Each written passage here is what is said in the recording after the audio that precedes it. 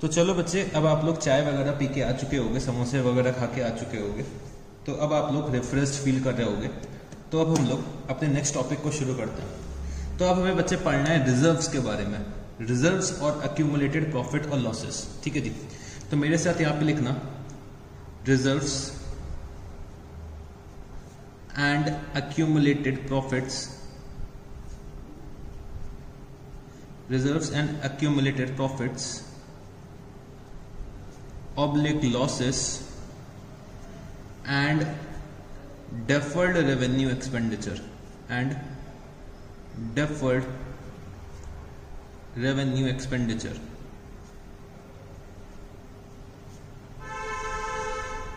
And deferred revenue expenditure। तो बच्चे अब हमें इसके बारे में पढ़ना है कि अगर मेरे को अपने बैलेंस शीट में मेरे जो ये पार्टनरशिप फर्म की बैलेंस शीट होगी, जो मेरे ओल्ड पार्टनर्स की बैलेंस शीट होगी, तो जैसे कि हमारे यहाँ दो पार्टनर्स थे ए और बी, और सी एक तीसरा पार्टनर आ रहा था। तो ये जो बैलेंस शीट आप लोगों को क्वेश्चन में दे रखी होगी वो बच्चे ए और बी की दे रखी होगी, और बैलेंस शीट ऐसी कुछ आ रही होगी। ठीक है जी, तो बैलेंस शीट में बच्चे बहुत सारे रिजर्व्स आ रहे होंगे। फॉर एग्जाम्पल एक आपका आ रहा होगा प्रॉफिट एंड लॉस अकाउंट का बैलेंस यहाँ पे। तो प्रॉफिट एंड लॉस अकाउंट का मान लेते हैं 50,000 रुपीज आ रहा है। जनरल रिजर्व का आ रहा है 1 लाख रुपीस। और बच्चे हो सकता है और कुछ भी रिजर्व्स आपके आ रहे हो, जैसे कि workman compensation reserve,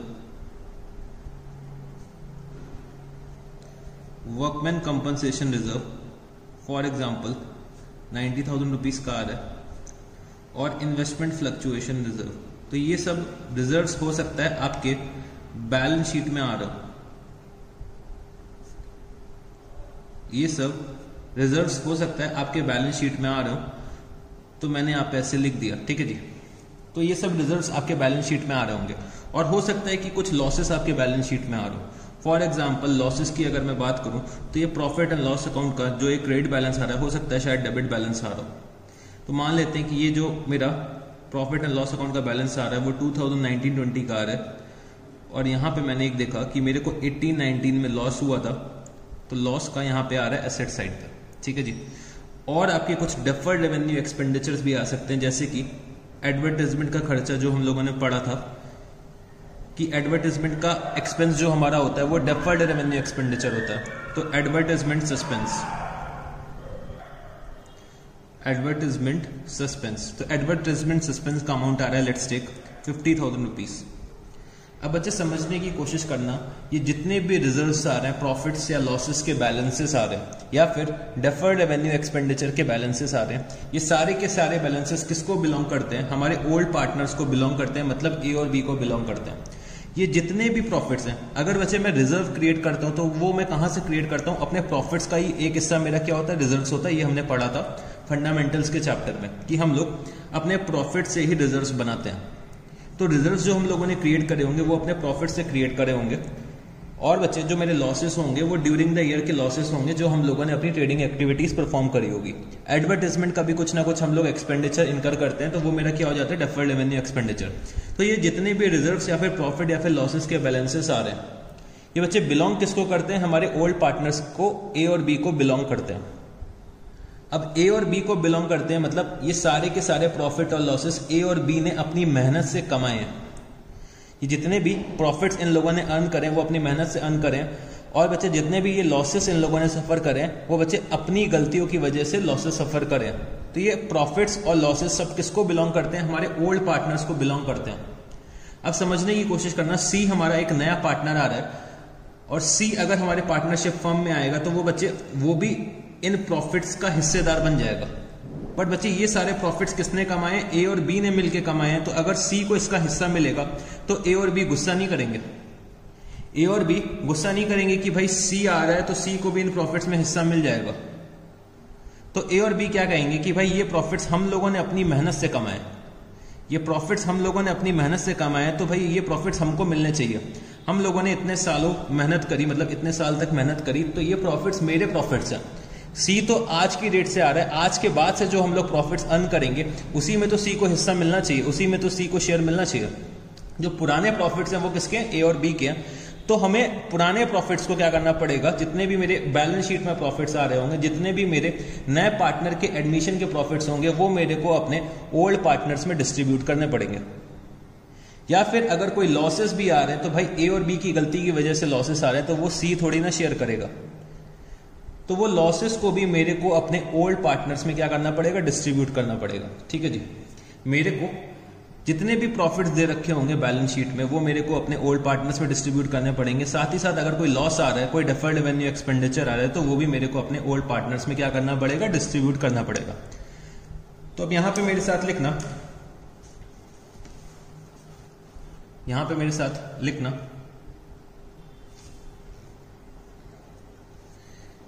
if at the time of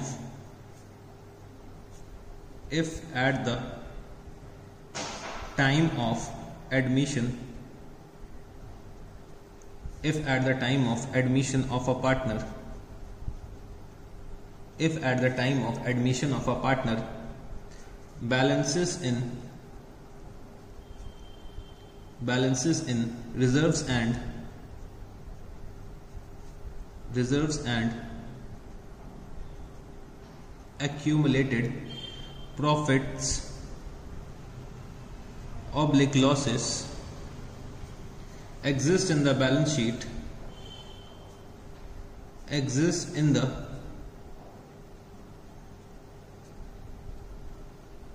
sheet, they are transferred to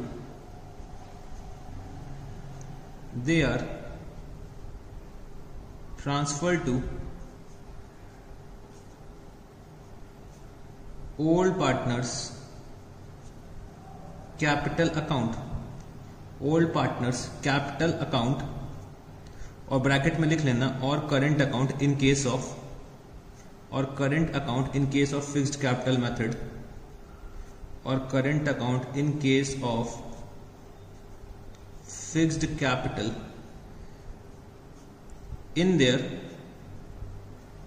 their old profit sharing ratio,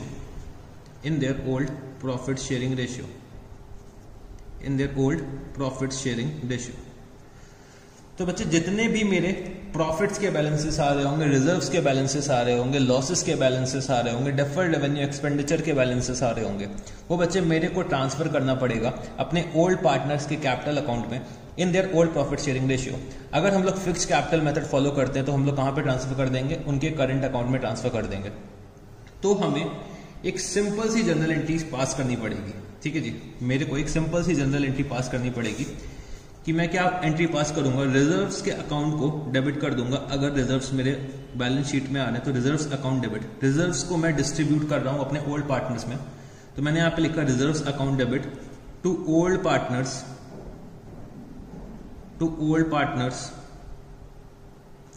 capital account. ठीक है जी, और मैं इसको जो डिस्ट्रीब्यूशन करूंगा in old profit sharing ratio. और अगर कोई लॉसेस आ रहे हैं, कोई डिफर्ड रेवेन्यू एक्सपेंडिचर आ रहा है, तब मैं क्या जनरल एंट्री पास करूंगा, तो मैं यहां पे लिखूंगा old partners capital account debit,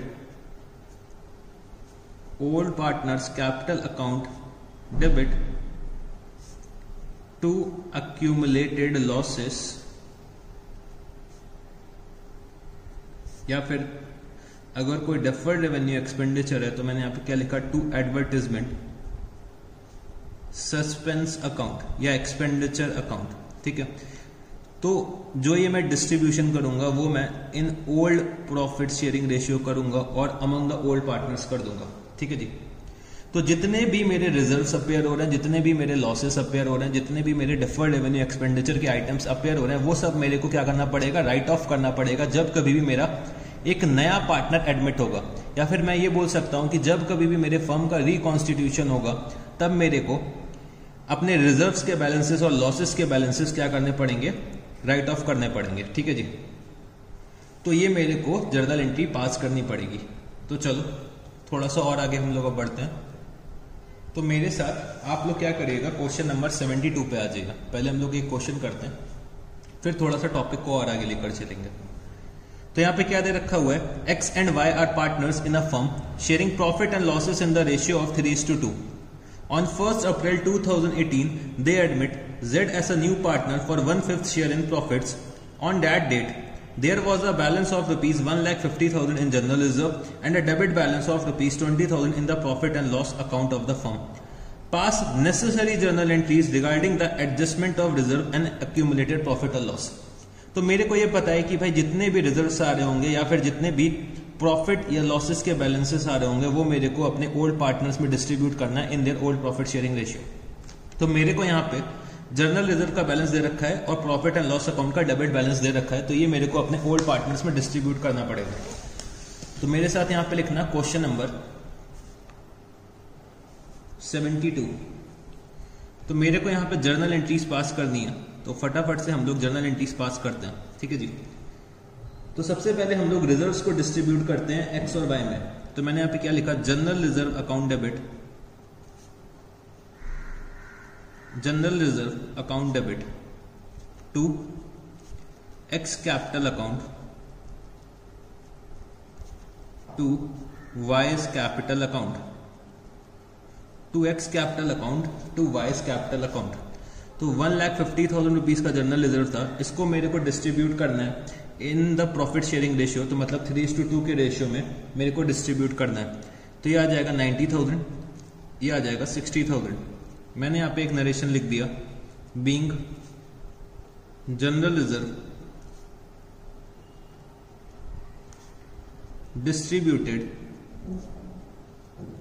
distributed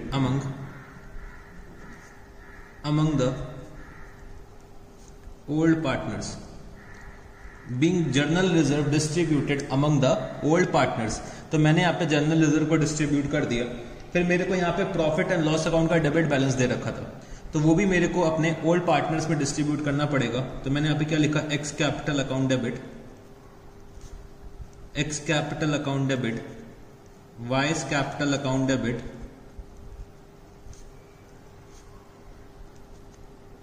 to profit and loss account, to profit and loss account. तो भाई प्रॉफिट एंड लॉस अकाउंट का बैलेंस आ रहा था 20,000 रुपीज और मेरे को इसको 3:2 के रेशियो में डिस्ट्रीब्यूट करना है।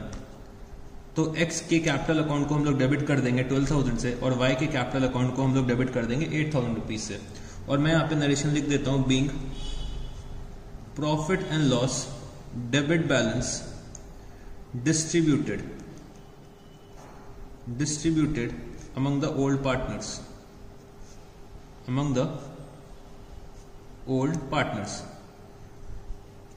तो हम लोगों ने यहाँ पे जनरल रिजर्व भी डिस्ट्रीब्यूट कर दिया और बच्चे प्रॉफिट एंड लॉस अकाउंट का बैलेंस भी डिस्ट्रीब्यूट कर दिया।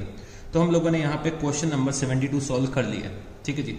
अब चलो थोड़ा सा और टॉपिक को आगे लेकर चलते हैं। तो कभी कभी बच्चे आपको क्या करेगा, एग्जामिनर वो आपको बैलेंस शीट में एम्प्लॉयज प्रोविडेंट फंड दे देगा, ESI पेबल दे देगा। तो भाई एम्प्लॉयज प्रोविडेंट फंड जो दिया होगा आपको लायबिलिटी साइड में अपने बैलेंस शीट के, मतलब जो हमारी ये बैलेंस शीट दे रखी होगी, यहाँ पे लिख देंगे कि भाई एम्प्लॉयज प्रोविडेंट फंड या फिर ESI पेबल। तो भाई एम्प्लॉयज प्रोविडेंट फंड जो होती है वो बच्चे मेरी लायबिलिटी होती है, वो मेरा रिजर्व नहीं होता है, वो मेरे को अपने एम्प्लॉयज को पे करना पड़ता है। तो एम्प्लॉयज प्रोविडेंट फंड बच्चे मेरी क्या हो जाती है, लायबिलिटी होती है जो मेरे को अपने एम्प्लॉयज को पे करनी होती है। तो बच्चे कभी कभी क्या गलती करते हैं कि एम्प्लॉयज प्रोविडेंट फंड उसके आगे क्या लिख दिया है, फंड। तो फंड समझ के लोग सोचते हैं कि भाई ये पैसा इकट्ठा किया और हमें अपने ओल्ड पार्टनर्स में इसको डिस्ट्रीब्यूट करना है। बट एम्प्लॉयज प्रोविडेंट फंड बच्चे क्या होती है, हमारे बिजनेस की लायबिलिटी होती है जो हमें अपने एम्प्लॉयज को at the time of retirement pay करना पड़ता है। Similarly employee state insurance payable, मतलब ESI पेबल भी कभी कभी आप लोगों को देखने को मिलेगा बैलेंस शीट में। तो वो भी हमारी क्या होती है, एम्प्लॉयज के लिए लायबिलिटी होती है। तो वो भी कभी कभी बच्चे क्या करते हैं कि डिस्ट्रीब्यूट कर देते हैं। तो यहां पे एक लिख लेना नोट मेरे साथ, employees provident fund, employees provident fund and ESI payable are the liabilities of the firm, are the liabilities of the firm, are the liabilities of the firm, hence they are not distributed, hence they are not distributed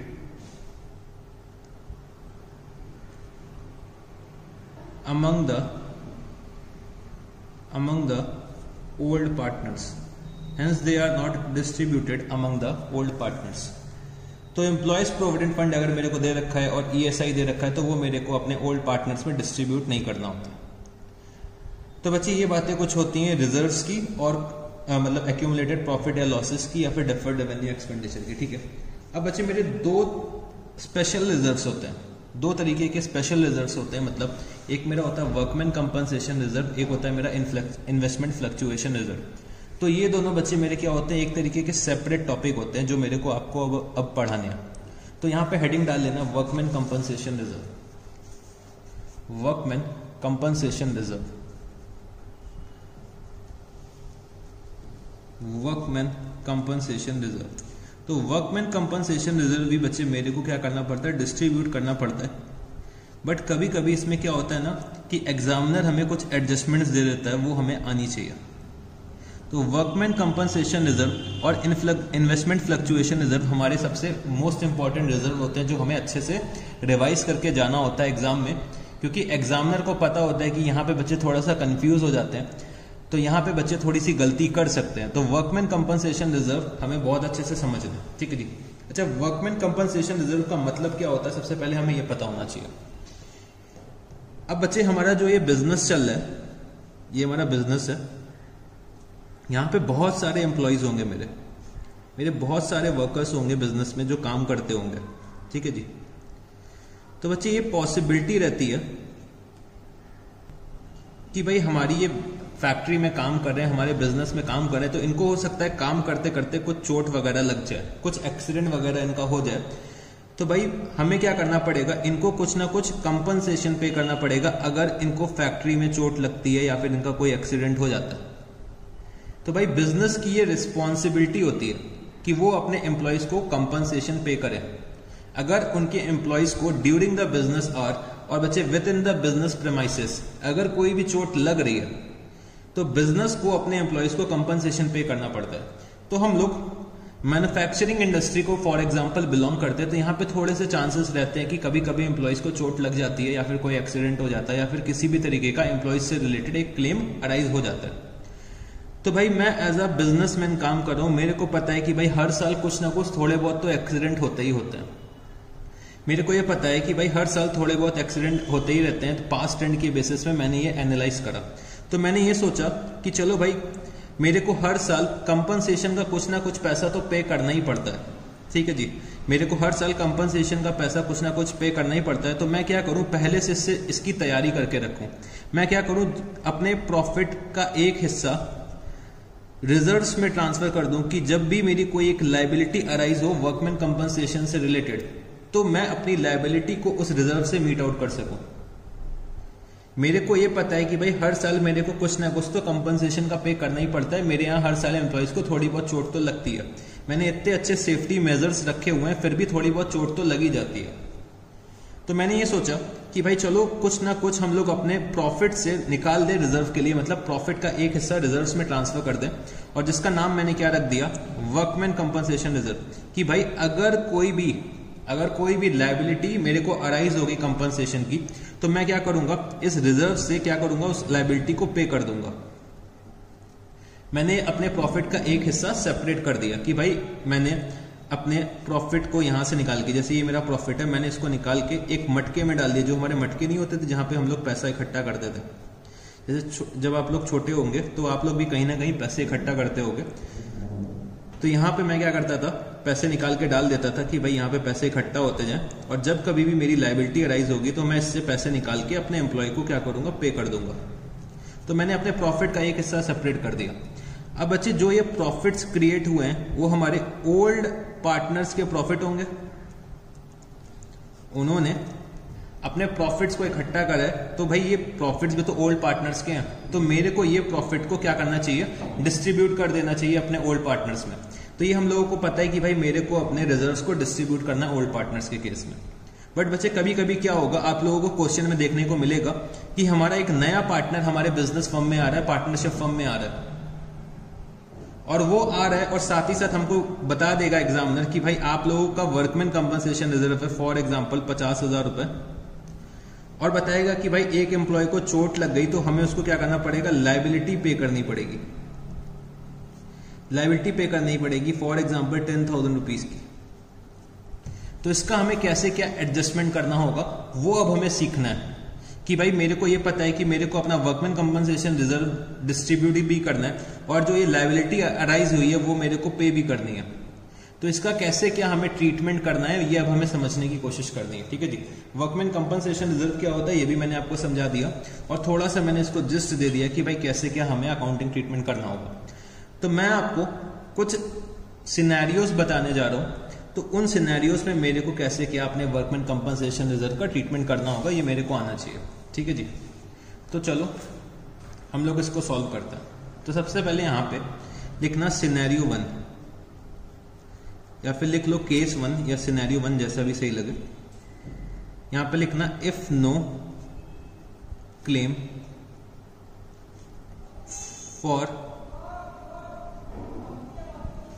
for workman compensation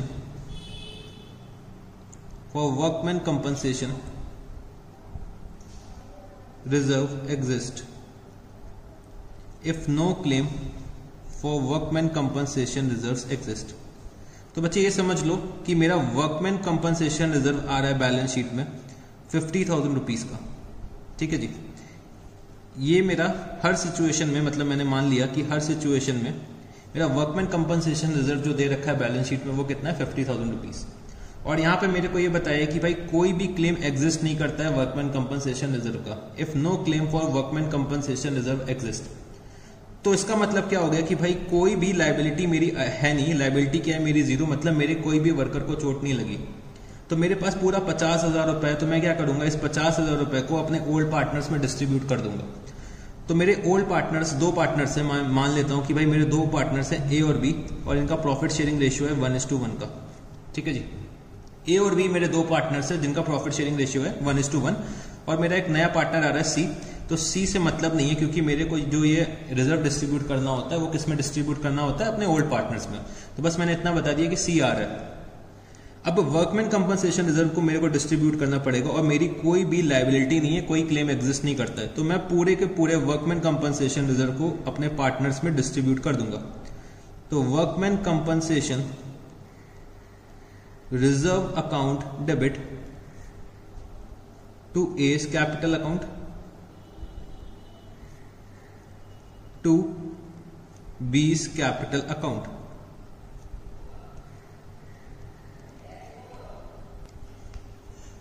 तो बच्चे workman compensation reserve था 50,000 rupees का, इसको मेरे को distribute करना है 1:1 के रेशियो में, मतलब 25,000 ए को मिल जाएगा और 25,000 बी को भी मिल जाएगा।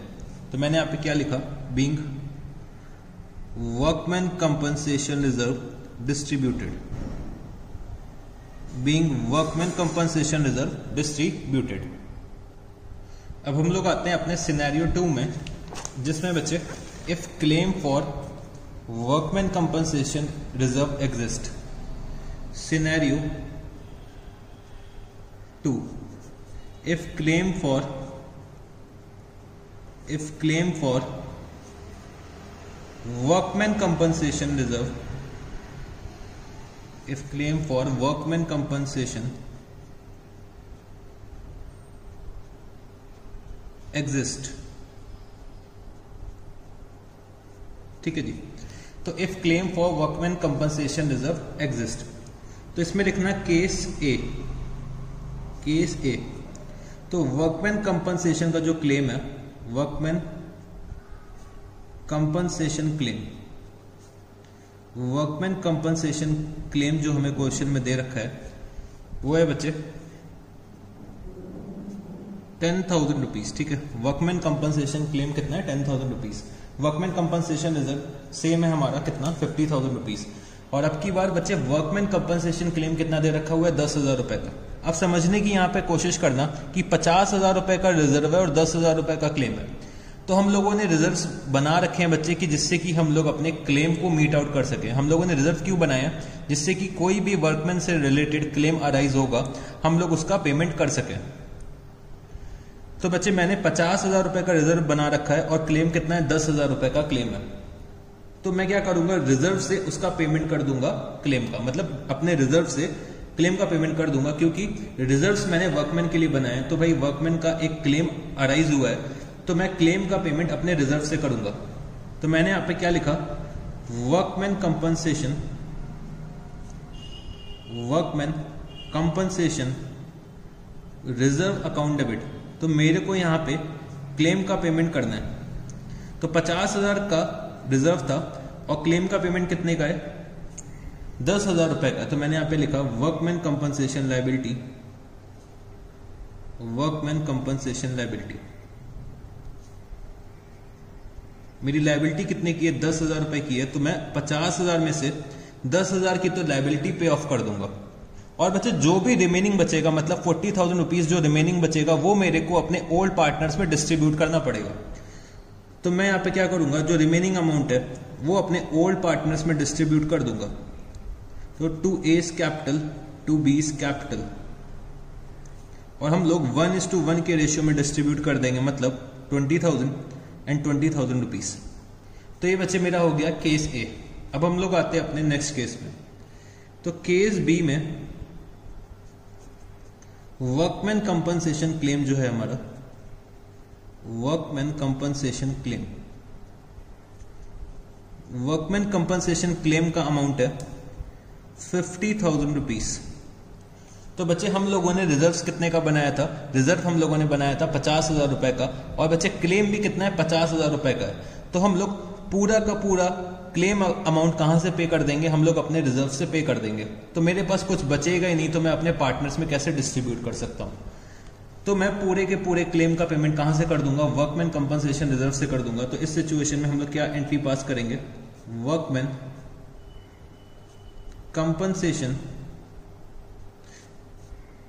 Compensation reserve account debit to workman compensation liability, to workman compensation liability. तो मेरा रिजर्व 50,000 का था और मेरी लायबिलिटी भी कितनी है, 50,000 की है। तो मैं पूरी की पूरी लायबिलिटी अपने रिजर्व से मीट आउट कर दूंगा। तो ये मेरा था केस बी। अब हम लोग आते हैं केस सी में। तो केस सी, वर्कमैन कंपनसेशन, इस बार जो क्लेम है workman compensation claim, workman compensation claim जो है अब की बार वो है बच्चे 70,000 रुपीज का। बच्चे हम लोगों ने रिजर्व जो बनाया था वो 50,000 रुपए का था, बट क्लेम कितने का आ गया, 70,000 रुपए का आ गया। मैंने रिजर्व जो बनाया था वो 50,000 रुपीज का बनाया था, और क्लेम जो आया है वो कितने का आया, 70,000 रुपीज का आ गया। तो भाई रिजर्व से हम लोग चलो 50,000 रुपए का पेमेंट कर देंगे। मेरे पास रिजर्व में 50,000 रुपए रखे हैं, तो रिजर्व से हम लोग 50,000 रुपए की तो लायबिलिटी मीट आउट कर देंगे, 50,000 की लायबिलिटी मीट आउट कर देंगे। बट जो बच्चे हमारा जो एडिशनल 20,000 रुपीज है वो मेरी एक नई लायबिलिटी अराइज हो गई है। वो मेरी क्या हो गई है, एक नई लायबिलिटी अराइज हो गई है। तो अब समझना कि हम लोग अपने नए लायबिलिटी को कैसे रिकॉग्नाइज करेंगे। तो हम लोगों ने पढ़ा था रिवैल्यूएशन के बारे में, कि अगर मेरी लायबिलिटी कोई अराइज होती है, अगर मेरी कोई लायबिलिटी अराइज होती है तो हमें क्या करना पड़ेगा, रिवैल्यूएशन अकाउंट में उसको डेबिट करना पड़ेगा। तो मेरी इंक्रीज इन लायबिलिटी को मेरे को डेबिट करना पड़ेगा, मतलब मेरी एक्सेस लायबिलिटी कितनी है, 20,000 रुपीज की। देखो बच्चे 50,000 की लायबिलिटी तो हम लोग अपने कहां से मीट कर देंगे, वर्कमैन कंपनसेशन रिजर्व से मीट आउट कर देंगे, क्योंकि मैंने उसका रिजर्व बना रखा है 50,000 रुपीज का। तो 50,000 तो मैं अपने वर्कमैन कंपनसेशन रिजर्व से मीट आउट कर दूंगा। बट बच्चे जो एक्सेस 20,000 है वो मैं कहां से मीट आउट करूंगा, मैं अपने रिवैल्यूएशन अकाउंट में लेकर जाऊंगा कि भाई मेरी एक नई लायबिलिटी अराइज हो गई है, कितने की, 20,000 रुपीज की। तो जब कभी भी मेरी लायबिलिटी इंक्रीज होती है तो बच्चे मेरे को दुख होता है, तो हम लोग रिवैल्यूएशन अकाउंट को डेबिट करते थे। तो मैंने यहाँ पे क्या लिखा, revaluation account debit, workman compensation reserve debit to workman compensation liability, to workman compensation liability. तो लायबिलिटी थी मेरी 70,000 रुपए की, तो 70,000 में बच्चे हम लोगों ने 50,000 रुपए तो रिजर्व से मीट आउट कर लिए, और जो एडिशनल 20,000 थे वो हम लोग कहां पे लेकर चले गए, रिवैल्यूएशन अकाउंट पे। तो बच्चे ये 3 सिनेरियो क्रिएट होते हैं अगर वर्कमैन कंपनसेशन क्लेम एग्जिस्ट करता है। अगर वर्कमैन कंपनसेशन क्लेम एग्जिस्ट कर रहा है तो बच्चे बस ये 3 सिनेरियो क्रिएट हो सकते हैं। पहला सिनेरियो क्या होगा कि जो हमारे क्लेम का अमाउंट होगा, जो हमारे क्लेम का अमाउंट होगा वो बच्चे रिजर्व से कम होगा। तो अगर क्लेम का अमाउंट रिजर्व से कम है तो जो भी रिमेनिंग अमाउंट बचेगा वो मेरे को अपने ओल्ड पार्टनर्स में ओल्ड रेशियो में डिस्ट्रीब्यूट करना पड़ेगा। अगर वर्कमैन कंपनसेशन क्लेम का अमाउंट वर्कमैन कंपनसेशन रिजर्व के इक्वल है, मतलब बराबर है, तो हम लोग पूरी की पूरी लायबिलिटी अपने रिजर्व से मीट आउट कर लेंगे। और अगर वर्कमैन कंपनसेशन क्लेम ज्यादा है हमारे रिजर्व से, अगर हमारा रिजर्व कम है और वर्कमैन कंपनसेशन क्लेम ज्यादा है, तब हम लोग रिवैल्यूएशन अकाउंट का यूज करेंगे। और अगर हमारा वर्कमैन कंपनसेशन क्लेम क्या है, 0 है, तो हम लोग क्या करेंगे, पूरे के पूरे वर्कमैन कंपनसेशन रिजर्व को अपने ओल्ड पार्टनर्स में in their old profit sharing ratio distribute कर देंगे। तो ये हो गई बच्चे बातें वर्कमैन कंपनसेशन रिजर्व की। तो वर्कमैन कंपनसेशन रिजर्व का टॉपिक जो होता है वो बच्चे इतना ही होता है। इसमें 2 सिनेरियोज होते हैं और सेकंड सिनेरियो में 3 केसेस अराइज होते हैं जो मैंने आपको करवा दिए। अब हम लोग आते हैं इन्वेस्टमेंट फ्लक्चुएशन रिजर्व में। इन्वेस्टमेंट फ्लक्चुएशन रिजर्व, तो ये भी बच्चे आपके एग्जाम के पॉइंट ऑफ व्यू से बहुत इंपॉर्टेंट टॉपिक है, इन्वेस्टमेंट फ्लक्चुएशन रिजर्व। तो इसमें भी बच्चे कंफ्यूज होते हैं, तो एग्जामिनर जनरली ये इन्वेस्टमेंट फ्लक्चुएशन रिजर्व का पॉइंट आपके एग्जाम में दे देता है।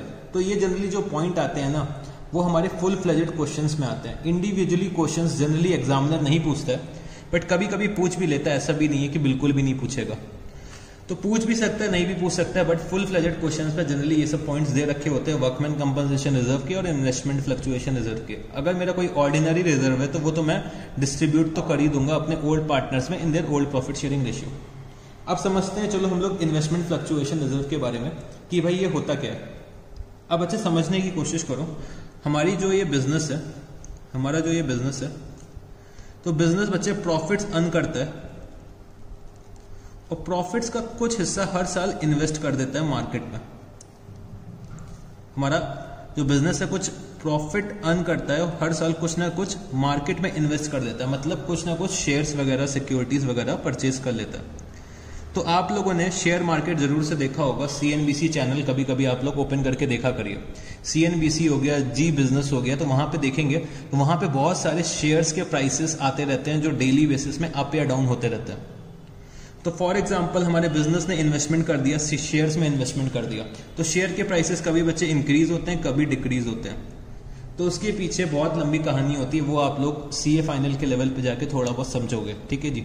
उसके लिए एक सेपरेट कोर्स होता है जो हमें करना पड़ता है CFA का। तो जो ये शेयर के प्राइसेस होते हैं वो डेली बेसिस पे अप डाउन होते हैं। तो अब मेरे को डर होता है कि भाई मैंने क्या करा, इन्वेस्टमेंट करा, फॉर एग्जाम्पल 50,000 रुपीज का मैंने इन्वेस्टमेंट करा शेयर्स में।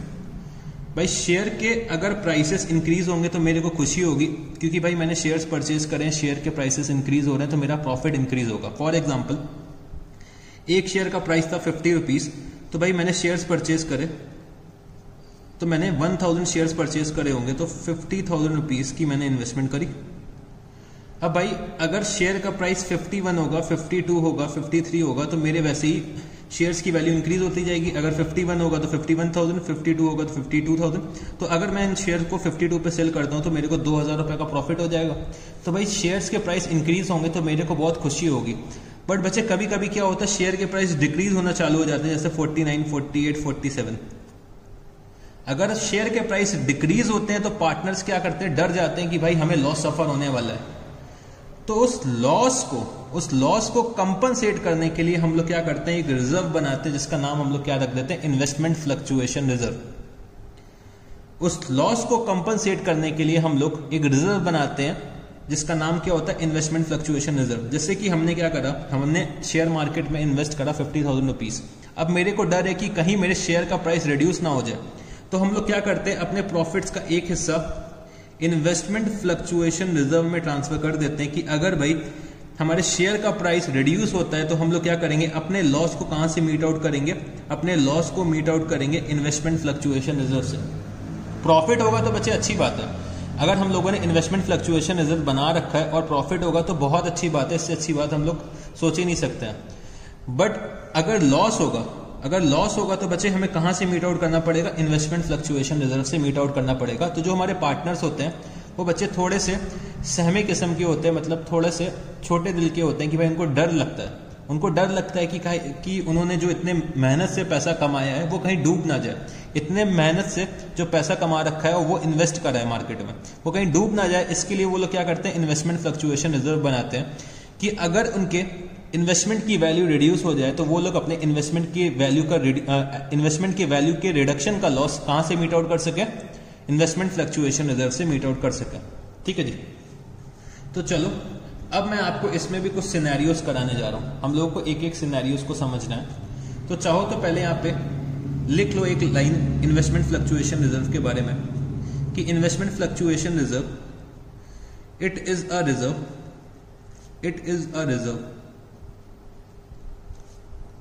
created out of profits to meet the fall in the value of investments। ठीक है जी।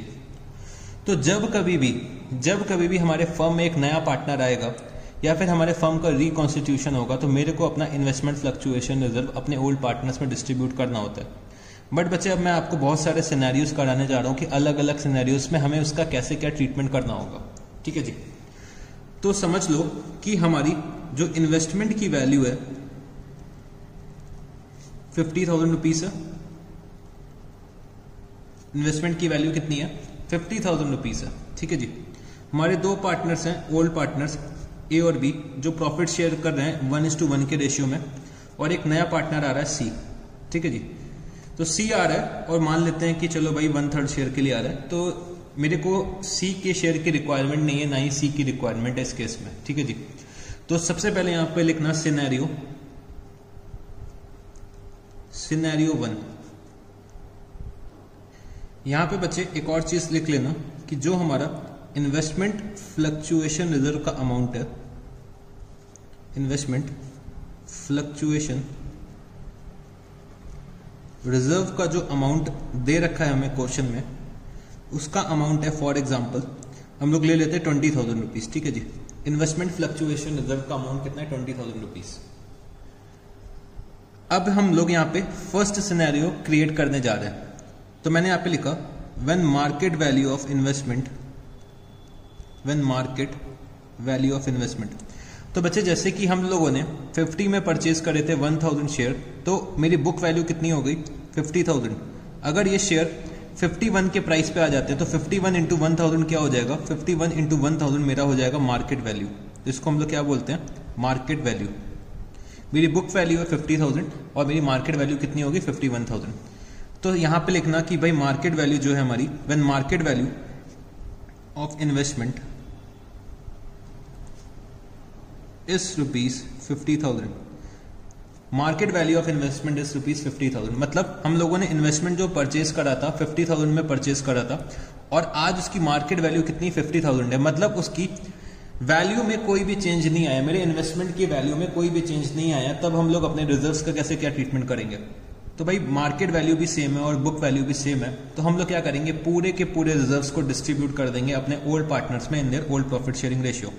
तो मैंने यहां पे क्या लिखा, इन्वेस्टमेंट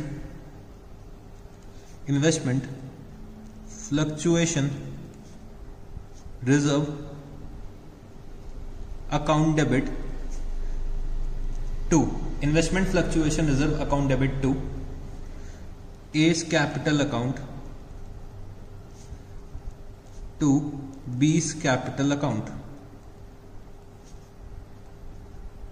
और हम लोग ये डिस्ट्रीब्यूट कर देंगे ओल्ड प्रॉफिट शेयरिंग रेशियो में। तो मेरे को यहां पे अपने रिजर्व्स को डिस्ट्रीब्यूट करना है। रिजर्व्स का अमाउंट कितना आ रहा है, 20,000।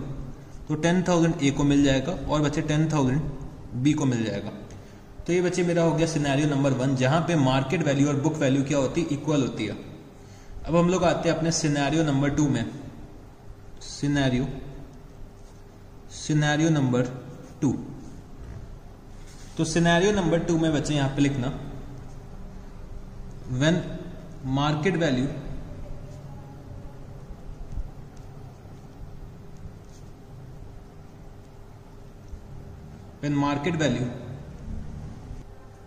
of investment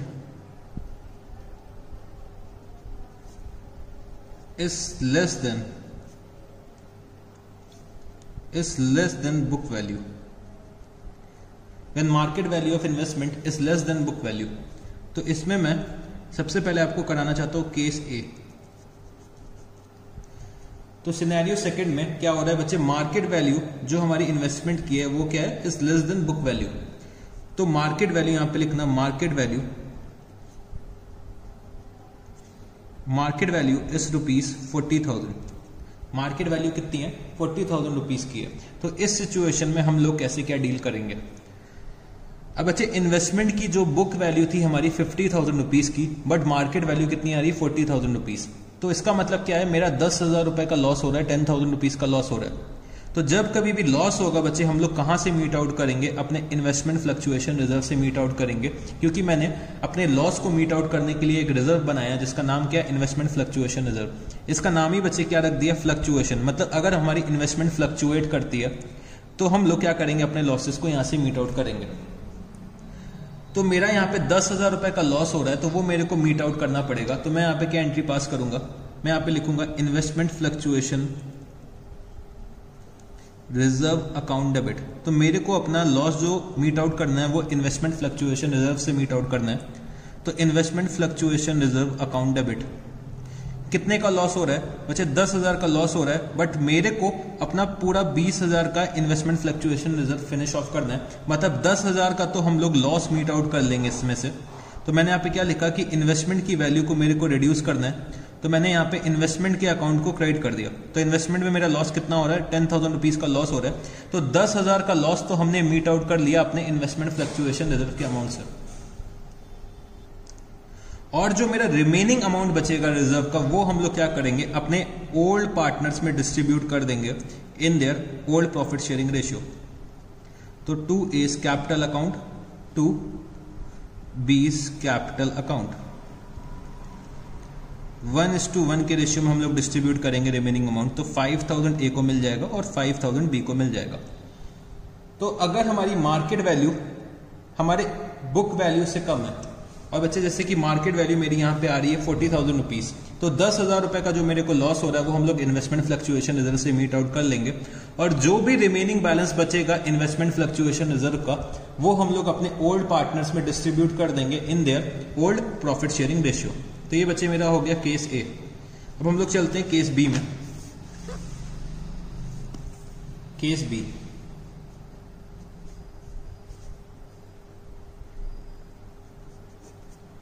case B, market value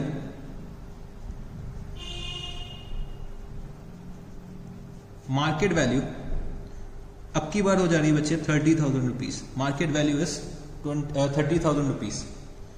तो मेरी बुक वैल्यू कितनी आ रही थी 50,000 और मार्केट वैल्यू कितनी है 30,000। मतलब मेरे को लॉस कितने का हो रहा है, 20,000 रुपीज का लॉस हो रहा है। और मैंने रिजर्व कितने का बना रखा था, 20,000 रुपीज का रिजर्व बना रखा था। तो इसका मतलब हम लोग पूरे के पूरे लॉस को कहां से मीट आउट कर देंगे, अपने इन्वेस्टमेंट फ्लक्चुएशन रिजर्व से मीट आउट कर देंगे। तो मैंने यहां पे क्या लिखा, इन्वेस्टमेंट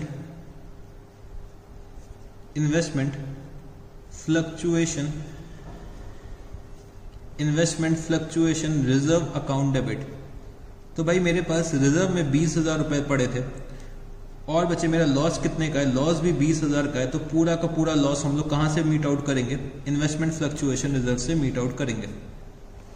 तो हम लोगों ने अपना पूरा का पूरा लॉस केस बी में इन्वेस्टमेंट फ्लक्चुएशन रिजर्व से मीट आउट कर लिया। अब हम लोग आते हैं केस सी में। केस सी में बच्चे मार्केट वैल्यू जो है हमारी इन्वेस्टमेंट की, मार्केट वैल्यू है 25,000 रुपीज। मार्केट वैल्यू जो हमारी है वो कितनी है, 25,000 रुपीज। अब की बार बच्चे मेरा लॉस कितना हो रहा है, मेरी बुक वैल्यू मेरे को पता है कितना 50,000 है। तो मेरा लॉस कितना हो जाएगा, लॉस हो रहा है बच्चे मेरा 25,000 रुपीज का। मेरे पास रिजर्व कितना है 20,000 रुपीज। तो 25,000 रुपीज का जो लॉस है बच्चे, हम लोग 25,000 रुपीज का लॉस जो है उसमें से हम लोग मतलब 25,000 का लॉस जो है वो हम लोग मीट आउट करेंगे इन्वेस्टमेंट फ्लक्चुएशन रिजर्व से, बट इन्वेस्टमेंट फ्लक्चुएशन रिजर्व का अमाउंट कितना है 20,000, तो मतलब 20,000 का लॉस तो हम लोग मीट आउट कर लेंगे कहां से, इन्वेस्टमेंट फ्लक्चुएशन रिजर्व से। जो रिमेनिंग 5,000 का लॉस होगा वो हमें कहां से मीट आउट करना पड़ेगा, तो बच्चे हम लोगों को अपना रिवैल्यूएशन अकाउंट डेबिट करना पड़ेगा रिमेनिंग अमाउंट से। तो मैंने यहां पे क्या लिखा, रिवैल्यूएशन अकाउंट डेबिट। रिवैल्यूएशन को हम लोग डेबिट करेंगे 5,000 से, और बच्चे 20,000 का जो लॉस है वो हम लोग मीट आउट करेंगे कहां से, इन्वेस्टमेंट फ्लक्चुएशन रिजर्व से। तो investment fluctuation reserve account debit 20,000 to investment account. तो जब कभी भी हमारा लॉस जो है वो बच्चे रिजर्व के अमाउंट से ग्रेटर होगा तो हमें क्या करना पड़ेगा, रिवैल्यूएशन अकाउंट का यूज करना पड़ेगा। जब कभी भी हमारे इन्वेस्टमेंट फ्लक्चुएशन का लॉस जो होगा वो हमारे रिजर्व से ज्यादा होगा तो मेरे को अपना रिवैल्यूएशन अकाउंट यूज करना पड़ेगा और रिवैल्यूएशन से उस लॉस को मीट आउट करना पड़ेगा। तो जैसे कि भाई मेरे इन्वेस्टमेंट की वैल्यू डिक्रीज हो रही है, तो इन्वेस्टमेंट की वैल्यू डिक्रीज होगी तो मेरे को क्या करना पड़ेगा, अपना रिवैल्यूएशन अकाउंट डेबिट करना पड़ेगा। ये बच्चे मेरे लिए क्या है, दुख की बात है, और जो मेरा दुख है वो बच्चे रिजर्व से के अमाउंट से ज्यादा है, तो मेरे को अपना रिवैल्यूएशन अकाउंट क्या करना पड़ेगा, डेबिट करना पड़ेगा। तो यहाँ पे हम लोगों ने बच्चे सिनेरियो 2 भी कंप्लीट कर लिया। तो सिनेरियो 2 में 3 केसेस थे, एक में बच्चे मार्केट वैल्यू 40,000 है, एक में 30,000 है, एक में 25,000 है। तो फर्स्ट केस जो बच्चे हमारा जो 40,000 रुपीज की मार्केट वैल्यू थी, तो वो केस कौन सा हो गया, when fall in value is less than investment fluctuation reserve। दूसरे केस में fall in value is equal to investment fluctuation reserve, और बच्चे तीसरे केस में fall in value is more than investment fluctuation reserve। तो ये मैंने आपको 3 केस करा दिए। अब हम लोग चलते हैं सिनेरियो 3 में। तो इसमें एक थर्ड सिनेरियो भी क्रिएट हो जाता है, scenario number 3,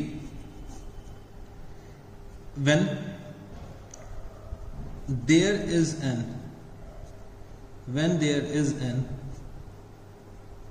increase in market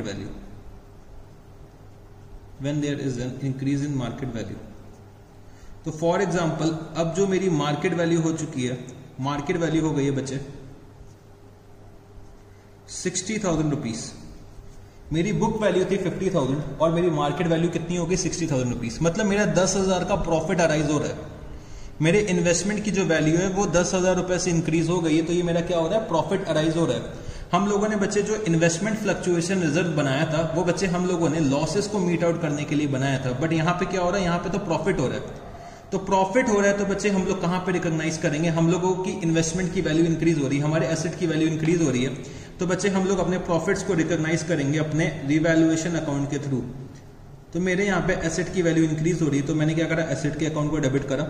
और बच्चे जब कभी भी हमारे एसेट की वैल्यू इंक्रीज होगी तो हम लोग याद करो रिवैल्यूएशन अकाउंट में क्रेडिट करते थे, जब कभी भी मेरे एसेट्स इंक्रीज होंगे तो मेरे को खुशी होगी, तो मेरे को यहाँ पे रिवैल्यूएशन अकाउंट क्या करना पड़ेगा, क्रेडिट करना पड़ेगा।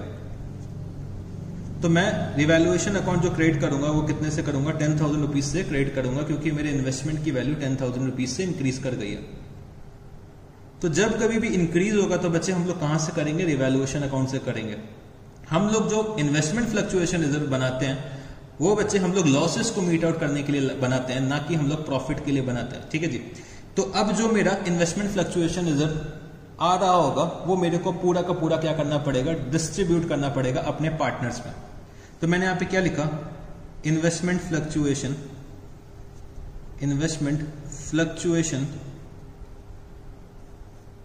रिजर्व अकाउंट डेबिट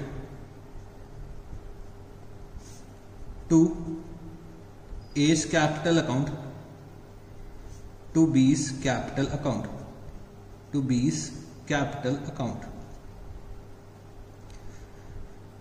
तो इन्वेस्टमेंट फ्लक्चुएशन रिजर्व का अमाउंट था 20,000 और ये मेरे को अपने ओल्ड पार्टनर्स में डिस्ट्रीब्यूट करना है in the old profit sharing ratio. तो 10,000 और बचे 10,000। तो यहाँ पे बच्चे हमारा सिनेरियो 3 भी कंप्लीट हो गया। तो बच्चे इन्वेस्टमेंट फ्लक्चुएशन रिजर्व के केस में 3 सिनेरियोस अराइज हो सकते हैं। तो 3 सिनेरियोस क्या क्या हो जाएंगे, when market value is equal to book value, फिर बच्चे when market value is less than the book value. तो when market value is less than the book value तो बच्चे उसके अंदर भी 3 केस अराइज होंगे जो हम लोगों ने पढ़ा था। कि भाई fall in value is less than the investment fluctuation reserve, fall in value is equal to the investment fluctuation reserve, fall in value is more than the investment fluctuation reserve, और थर्ड सिनेरियो हमारा क्या है, when there is an increase in market value. तो ये 3 scenarios arise होते हैं investment fluctuation reserve के case में। और वर्कमैन कंपनसेशन रिजर्व के केस में बच्चे सिर्फ 2 सिनेरियोस थे। तो फर्स्ट सिनेरियो में हमारा वर्कमैन कंपनसेशन रिजर्व एग्जिस्ट नहीं करता और दूसरे सिनेरियो में एग्जिस्ट करता है, तो उसके भी 3 केसेस हम लोगों ने पढ़ रखे। तो वर्कमैन कंपनसेशन रिजर्व और इन्वेस्टमेंट फ्लक्चुएशन रिजर्व, ये बच्चे मोस्ट इंपॉर्टेंट है आपके एग्जाम के पॉइंट ऑफ व्यू से। इन्वेस्टमेंट फ्लक्चुएशन रिजर्व और बच्चे वर्कमैन कंपनसेशन रिजर्व जो है हमारा, वो मोस्ट इंपॉर्टेंट है आपके एग्जाम के पॉइंट ऑफ व्यू से। तो इसको आपको बहुत अच्छे से करना है, ये जितने भी सिनेरियोस हैं इसको आपको बहुत अच्छे से करना है। तो इसमें कुछ है नहीं बच्चे, बहुत सिंपल सा था जो मैंने आपको समझाया और आपको मेरे ख्याल से समझ में आ भी गया होगा। तो इसमें बच्चे पता नहीं क्यों इतना परेशान होते हैं, एग्जाम में गलत क्यों करके आते हैं, क्योंकि ये तो इतना सिंपल सा टॉपिक था। ठीक है जी, तो मेरे को अब ये पता चल गया कि मेरे को अपने सारे रिजर्व्स को डिस्ट्रीब्यूट करना है, अपने एक्यूमुलेटेड लॉसेस को डिस्ट्रीब्यूट करना है, अपने डिफर्ड रेवेन्यू एक्सपेंडिचर को भी अपने पार्टनर्स में डिस्ट्रीब्यूट करना है इन their old profit sharing ratio. Workman compensation reserve होगा या फिर इन्वेस्टमेंट फ्लक्चुएशन रिजर्व होगा, तब मेरे को चेक करना पड़ेगा कि भाई वर्कमैन कंपनसेशन रिजर्व में कि अगर कोई लायबिलिटी तो नहीं अराइज हो रही है। लायबिलिटी अराइज हो रही है तो मेरे को अपने वर्कमैन कंपनसेशन का रिजर्व का जो ट्रीटमेंट होगा वो उसी के अकॉर्डिंग मॉडिफाई करना पड़ेगा। सिमिलरली इन्वेस्टमेंट फ्लक्चुएशन रिजर्व आ रहा है तो मेरे को ये चेक करना पड़ेगा क्या इन्वेस्टमेंट की वैल्यू इंक्रीज हो रही है, क्या इन्वेस्टमेंट की वैल्यू डिक्रीज हो रही है, या फिर इन्वेस्टमेंट की वैल्यू जो है वो हमारे बुक वैल्यू के बराबर है। तो उसके अकॉर्डिंग हम लोग क्या करेंगे, इन्वेस्टमेंट फ्लक्चुएशन रिजर्व का ट्रीटमेंट कर देंगे। तो चलो अब हम लोग आते हैं क्वेश्चन नंबर 73 पे। तो क्वेश्चन नंबर 73 आप लोग ओपन करिएगा। तो बच्चे 73 का जो ए पार्ट है वो आपको होमवर्क में करना है, बी पार्ट जो है वो भी आपको होमवर्क में करना है। ठीक है जी। सी पार्ट में क्या दे रखा हुआ है, give journal entries to distribute the workman compensation reserve of 72,000 at the time of admission of Z when there is no claim against it, the firm has 2 partners X and Y. तो मेरे को यहाँ पे workman compensation reserve का amount distribute करना है और बच्चे कोई भी क्लेम अराइज नहीं हो रहा है, 2 पार्टनर्स एक्स और वाई एग्जिस्ट कर रहे हैं। तो ये मान लेता हूं कि मैं ये लोग प्रॉफिट जो शेयर करते हैं वो इक्वल शेयर कर रहे होंगे, तो भाई 36,000 एक्स को मिल जाएगा, 36,000 वाई को मिल जाएगा। तो ये भी क्वेश्चन बच्चे इतना ईजी था कि ये आप लोग खुद से कर सकते हो। ठीक है जी।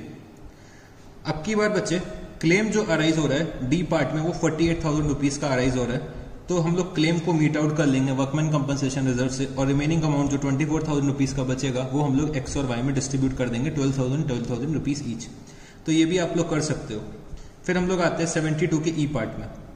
72 के ई पार्ट में क्या दे रखा हुआ है, give the journal entry to distribute investment fluctuation reserve of rupees 24,000 at the time of admission of Z where investment market value क्या दे रखी हुई है 1,10,000 अपीयर्स एट रुपीज 1,20,000। तो 1,20,000 क्या है हमारी बुक वैल्यू और 1,10,000 मेरी क्या है मार्केट वैल्यू। तो मेरा लॉस क्या हो रहा है, 10,000 रुपए का लॉस हो रहा है जो हम लोग इन्वेस्टमेंट फ्लक्चुएशन रिजर्व से मीट आउट करेंगे।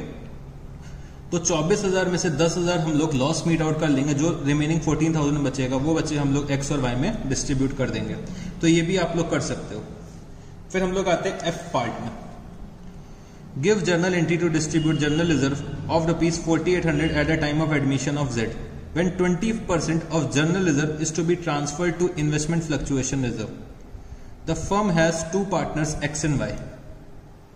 अब बच्चे क्वेश्चन में यहाँ पे ये दे रखा हुआ है कि हमें अपने जनरल रिजर्व से क्रिएट क्या करना है, इन्वेस्टमेंट फ्लक्चुएशन रिजर्व। तो भाई जनरल रिजर्व का 20% हमें ट्रांसफर करना पड़ेगा इन्वेस्टमेंट फ्लक्चुएशन रिजर्व में और जो रिमेनिंग अमाउंट होगा वो हम लोग अपने पार्टनर्स में डिस्ट्रीब्यूट कर देंगे। तो भाई जो क्वेश्चन कहेगा वो हमें करना पड़ेगा, क्योंकि क्वेश्चन जो है वो बच्चे हमारा क्या होता है, भगवान का रूप होता है। तो हमें इन्वेस्टमेंट फ्लक्चुएशन रिजर्व यहाँ पे क्रिएट करना पड़ेगा क्योंकि क्वेश्चन में कहा है, तो हम लोग क्वेश्चन के अगेंस्ट नहीं जा सकते। तो चलो मैं ये आपको करवा देता हूँ। तो क्वेश्चन नंबर 73 के एफ पार्ट को आप लोग कर लो। 73F।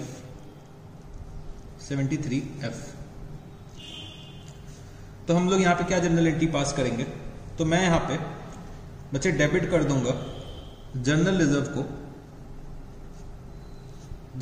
को मैं यहाँ पे डेबिट करूंगा। तो general reserve account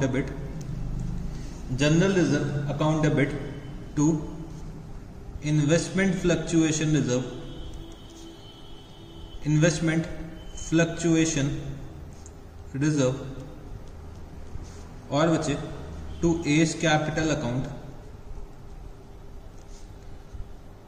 sorry X और वाई हैं तो एक्स कैपिटल अकाउंट और बचे Y's capital account. General reserve का अमाउंट दे रखा है 4800, तो 20% हमें इन्वेस्टमेंट फ्लक्चुएशन रिजर्व क्रिएट करना है, मतलब 960, और जो रिमेनिंग बचेगा तो रिमेनिंग मेरा बचेगा बच्चे 3840 को हम लोग इक्वल रेशियो में डिस्ट्रीब्यूट कर देंगे, तो 1920 और 1920 मतलब 1:1 के रेशियो में हमने रिमेनिंग अमाउंट डिस्ट्रीब्यूट कर दिया। तो मैंने यहाँ पे एक नरेशन भी लिख दी, बीइंग जनरल रिजर्व डिस्ट्रीब्यूटेड। तो बच्चे हम लोगों ने यहाँ पे एफ पार्ट भी कंप्लीट कर लिया। अब हम लोग आते हैं जी पार्ट में। तो जी में क्या दे रखा हुआ है, A B and C were partner sharing profit and losses in the ratio of 6:3:1। They decided to take D into partnership with effect from 1st April 2018.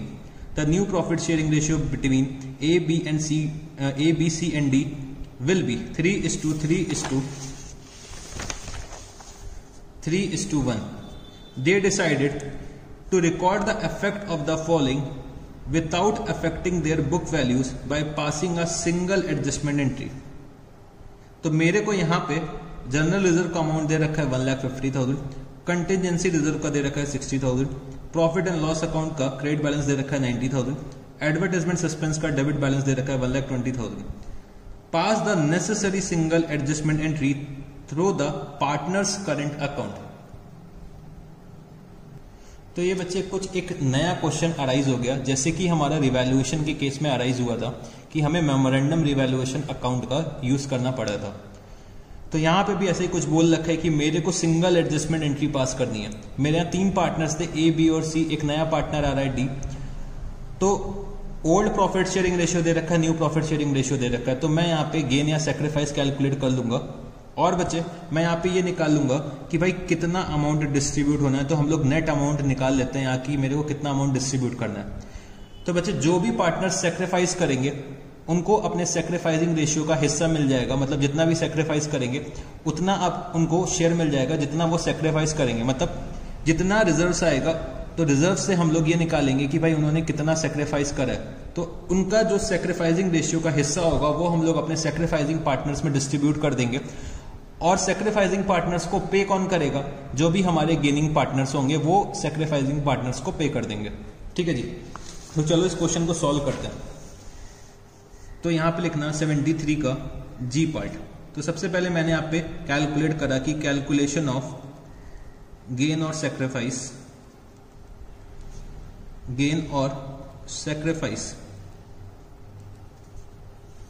तो यहां पे मेरे 4 पार्टनर्स हैं, ए, बी, सी और डी। तो मैंने यहाँ पे क्या लिखा, ए, बी, सी और डी। इनका ओल्ड प्रॉफिट शेयरिंग रेशियो दे रखा है 6/10, 3/10, 1/10 और डी का क्या है 0। इनका नया प्रॉफिट शेयरिंग रेशियो दे रखा है 3/10, 3/10, 3/10 और बचे 1/10। तो ए ने सेक्रीफाइस करा है 3/10, बी ने कुछ भी सेक्रीफाइस नहीं करा है, सी ने गेन करा है 2/10 और बच्चे डी ने भी गेन करा है 1/10। तो बच्चे जितना सेक्रीफाइस है उतना ही गेन है, जितना सेक्रीफाइस है उतना ही गेन है। तो ए यहां पे सेक्रीफाइस कर रहे हैं तो ए को अपने प्रॉफिट का हिस्सा मिल जाएगा। तो अब मेरे को यहां पे ये निकालना है कि भाई कितना एक्चुअली में मेरे को डिस्ट्रीब्यूट करना पड़ता अगर मेरे को सिंगल एडजस्टमेंट एंट्री नहीं पास करनी होती। तो मैंने यहां पे क्या निकाला, calculation of profits to be distributed,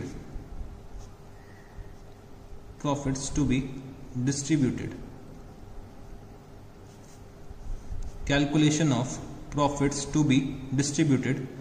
तो मैंने यहां पे लिखा रुपीस। तो यहां पे मेरे को क्वेश्चन में दे रखा है कि भाई जनरल रिजर्व का अमाउंट है, general reserve 1,50,000 rupees, contingency reserve 60,000 rupees.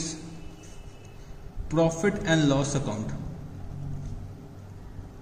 Profit and loss account का क्रेडिट बैलेंस दे रखा हुआ 90,000 रुपीज। और बच्चे एडवर्टाइजमेंट सस्पेंस दे रखा है मेरे को, तो एडवर्टाइजमेंट सस्पेंस का मेरे को यहाँ पे डेबिट बैलेंस दे रखा है, तो इसका मतलब है ये मेरे को इसमें से लेस करना पड़ेगा।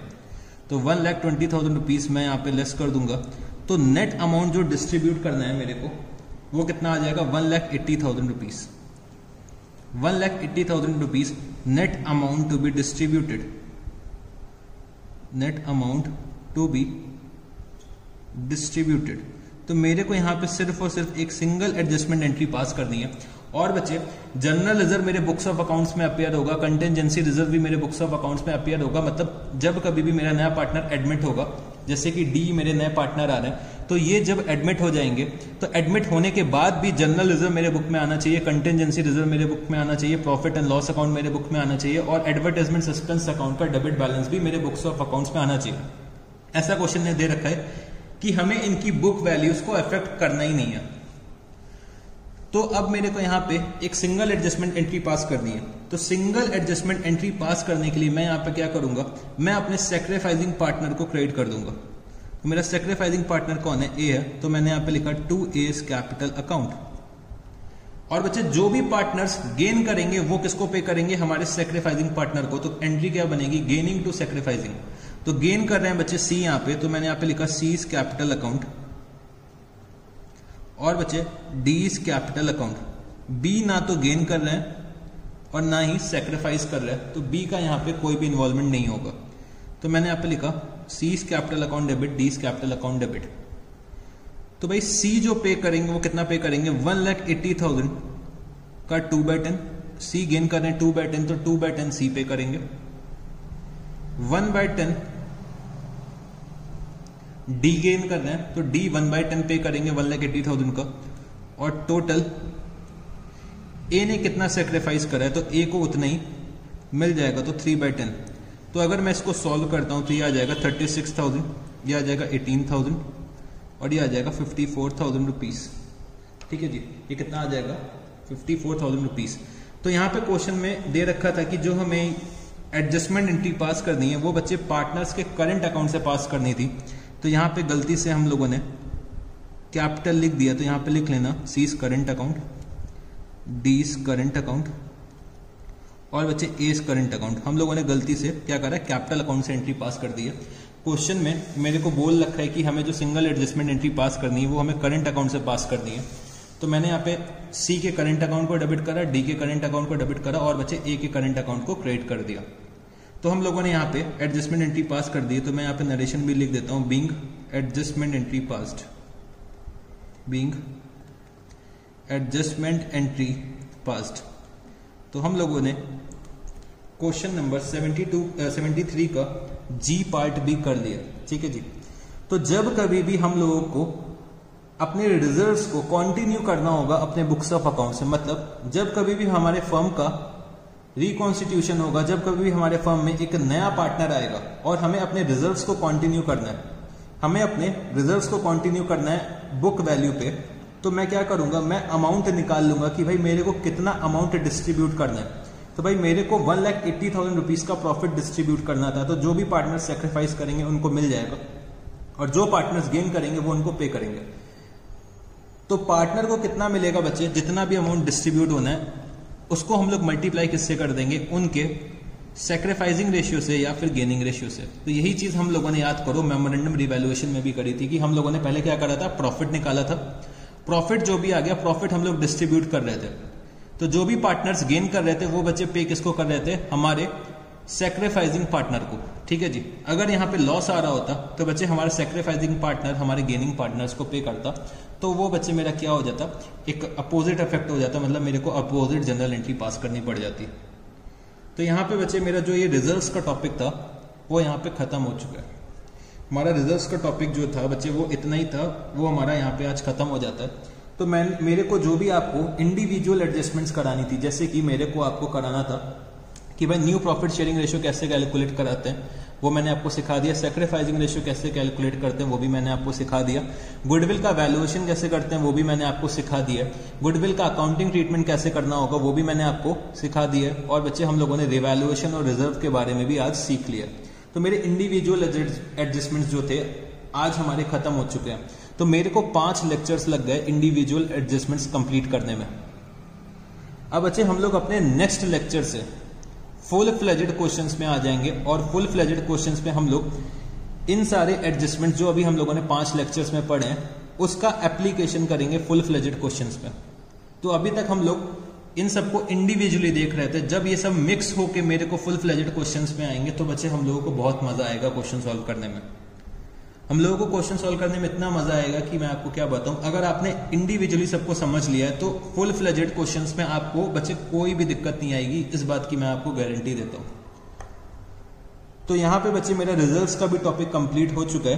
तो रिजर्व्स चलो मैं एक बार फटाफट से आप लोगों को फिर से गो थ्रू करा देता हूँ कि भाई रिजर्व्स अगर मेरे बुक्स ऑफ अकाउंट्स में आ रहे हैं, मेरे प्रॉफिट्स आ रहे हैं, एक्यूमुलेटेड प्रॉफिट्स या फिर एक्यूमुलेटेड लॉसेस आ रहे हैं, वो मेरे को अपने ओल्ड पार्टनर्स को ओल्ड प्रॉफिट शेयरिंग रेशियो में डिस्ट्रीब्यूट करना है। अगर मेरा कोई डिफर्ड रेवेन्यू एक्सपेंडिचर भी आ रहा है तो वो भी मेरे को अपने ओल्ड पार्टनर्स को ओल्ड प्रॉफिट शेयरिंग रेशियो में डिस्ट्रीब्यूट करना है। बट बच्चे मेरे 2 तरीके के स्पेशल रिजर्व्स होते हैं, एक होता है वर्कमैन कंपनसेशन, एक होता है मेरा इन्वेस्टमेंट फ्लक्चुएशन। तो वर्कमैन कंपनसेशन रिजर्व बच्चे हम लोग बनाते हैं जिससे कि हम लोग अपने वर्कमैन की लायबिलिटी को मीट आउट कर सकें। अगर हमारी वर्कमैन की लायबिलिटी एग्जिस्ट नहीं करती है तो हम लोग पूरा वर्कमैन कंपनसेशन रिजर्व हमारे ओल्ड पार्टनर्स में डिस्ट्रीब्यूट कर देंगे। अगर लायबिलिटी एग्जिस्ट करती है तो बच्चे 3 सिनेरियोज डेवलप होंगे, 3 केसेस डेवलप होंगे। तो वो हम लोगों ने पढ़ा था कि भाई अगर वर्कमैन कंपनसेशन की लायबिलिटी है वो बच्चे कम है हमारे वर्कमैन कंपनसेशन रिजर्व से, तो हम लोग क्या करेंगे, लायबिलिटी को मीट आउट करेंगे रिजर्व से, रिमेनिंग अमाउंट हम लोग पार्टनर्स में डिस्ट्रीब्यूट कर देंगे। अगर हमारी वर्कमैन कंपनसेशन रिजर्व की जो लायबिलिटी है वो बच्चे इक्वल है हमारे वर्कमैन कंपनसेशन रिजर्व के, तो हम लोग क्या करेंगे, पूरी की पूरी लायबिलिटी रिजर्व से मीट आउट कर लेंगे। अगर लायबिलिटी ज्यादा है रिजर्व से तो हम लोग क्या करेंगे, जितना भी रिजर्व है तो रिजर्व हम लोग एलोकेट कर देंगे लायबिलिटी को, और जो रिमेनिंग लायबिलिटी बचेगी वो हम लोग कहां पे लेकर चले जाएंगे, रिवैल्यूएशन अकाउंट पे। सिमिलरली बच्चे हम लोगों ने इन्वेस्टमेंट फ्लक्चुएशन रिजर्व बनाते हैं। इन्वेस्टमेंट फ्लक्चुएशन रिजर्व बच्चे हम लोग लॉसेस को मीट आउट करने के लिए बनाते हैं कि जो हम लोग इन्वेस्टमेंट कर रहे हैं अगर उसमें कुछ लॉस होगा तो हम लोग अपने रिजर्व्स के थ्रू मीट आउट कर सकें। तो इसमें मैंने आपको 3 सिनेरियोज कराए कि भाई पहला सिनेरियो ये होता है कि हमारी जो बुक वैल्यू और मार्केट वैल्यू इन्वेस्टमेंट की वो सेम है, तो हम लोग पूरा का पूरा इन्वेस्टमेंट फ्लक्चुएशन रिजर्व डिस्ट्रीब्यूट कर देंगे। दूसरे सिचुएशन में बच्चे हमारी जो मार्केट वैल्यू है वो बच्चे हमारे बुक वैल्यू से कम है। तो जब कभी भी मार्केट वैल्यू बुक वैल्यू से कम होगी तो बच्चे 3 केसेस अराइज होंगे। तो पहला केस क्या होगा, फॉल इन वैल्यू।